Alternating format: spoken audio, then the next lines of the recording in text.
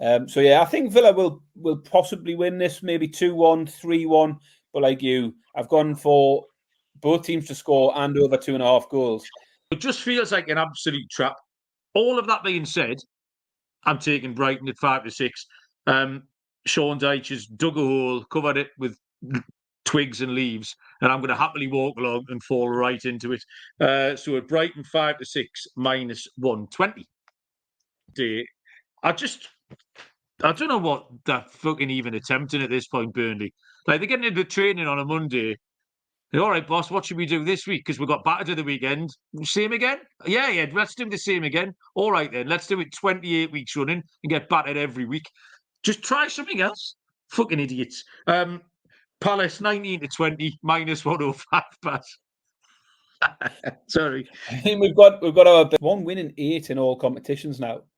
So I've went a little bit rogue here. I've gone back to corners. You'll remember we had a Fulham corner ladder a few weeks ago where we got right the way to the very top. So Fulham were the golden boys for corners. They had 3 consecutive double-figure hauls. We got right up on the ladder with them. And then we pivoted when they played Bournemouth. I went for match goal corners. And Fulham hit only 1, but Bournemouth got 13. So we got up the ladder again. But moving away from Fulham, Man United have looked all right lately. They average 12 corners per game, match corners, that is, not them themselves. But the last 3 games have seen 14, 18 and 13 corners. Man United have seen 13 or more corners in half of their last 14 games. 13 or more, that is. And we don't need 13 or more, we only need 12. They've saw a few games this season go over 20 corners. So we can get the match total corners here over 11.5 at a plus money price 11-10.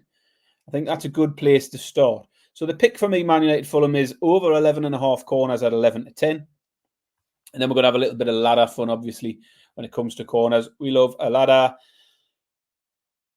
I'm going to jump 2 steps. So the next rung on the ladder is going to be over 13.5 at 11-4. Another 2 steps up, over 15.5 corners is 6-1. And then we'll go up in smaller steps. Over 16.5, 10-1. 17.5, 14-1. And over 8. And you've been on the Bournemouth corners recently, Baz. You tipped me off. Now, we will have to ignore a total of 6 in the Newcastle game last week. Newcastle had 4, Bournemouth had 2. So we put a line through that. Bournemouth had 13 at Fulham. And there was a game total of 17 against Nottingham Forest. So, same bets as you just threw out, Baz, for Man United Fulham. The total here is 11, and it's juiced to the over. 6-5 plus 120 for over 11 corners. And I'll go all the way up the ladder to... I got to over 15, it's 7-1, Baz. So all the steps in between. From 11, it's 6-5 to 15 corners, it's 7-1. Don't want anything to do with either 2 sides, but the corners looks like a good bet, Baz. Well, on the road. But I think if Newcastle can keep it tight and frustrate Arsenal in the way they did in that game at the Emirates last year, where there were 9 yellow cards in that game, or the game at St James's Park earlier this year, where there were 6 yellow cards, and there should have probably been 2 red cards. So I think the cards could be the way. I think that the fallout from that game could carry over into this. There could be a bit of bad blood there. My pick here will be over 4.5 cards at evens. Neither team's games recently have been full of cards. So this is purely based on the sort of head-to-head record in recent games between the 2 sides.